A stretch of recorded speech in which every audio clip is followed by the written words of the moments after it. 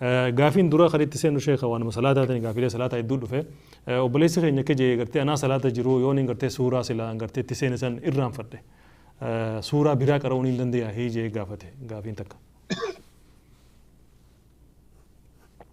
namni tokko yoo gartee salaatu todo jira odoo salaatu jiru namni isatti muusiyoo qaraatii yoo cabse quraana yoo cabse namni duubaatti mu yoo kan jirre taate isma qofa taate yoo suuraa san dadhabe guutuma jalaa kutte dhaabee suuraa biraa eegaluu danda'u mara kongo bareeda taan immoo gartee waa'ee gartee sujuudu sahwi wajji walitti qabdani inshallah yooniin gartee salaata tokko salaata gartee rakaa afurii rakaa shan godhe takaawu yoon gabaabse mee eegas yooniin qaxab jee eegaan gartee salaamtaa baafadhe haala kamiin salaata kana sirreeffachuu danda'a jee gaafate.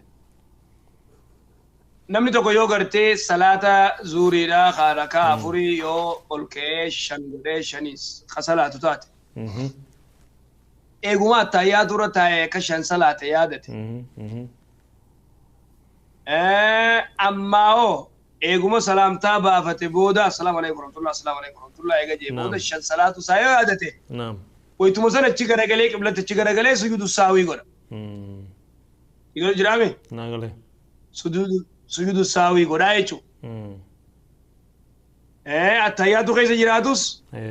attayyaatu irra yaadatus eega salaamtaa baafate booda sujuudu saawii godhaa eega salaamtaa baafate booda yoo yaadates oguma sana achi garagalee sujuudu saawii godha takka sani talamadaa salaata gartee silaa afurii sadi yoo salaate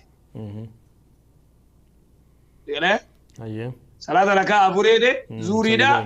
rakuma lama qofa salaatee salaamtaa baafate zuuriidha rakuma sadi faa salaatee salaamtaa baafate yoo gartee rakuma sadi salaatee yookaan lama salaatee salaamtaa baafatee waytuma san yoo yaadatee eega salaamtaa baafate booda yoo yaadate ol ka'ee iqaammatee rakaa lamattiidha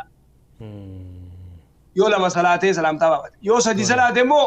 ol ka'ee iqaammatee rakuma tokko qofa salaate haareetti hin deebisu takka yoo inni gartee hanga daqiiqaa shanii jechuu ta'e daqiiqa shan keessatti yoo immoo zaa cinaa booda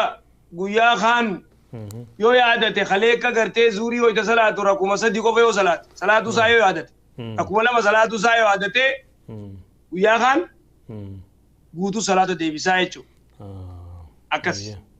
eegasii sujuudu saawii godhaa jechuu booda waliigalee lafa akkasii inshallah jazakallah khair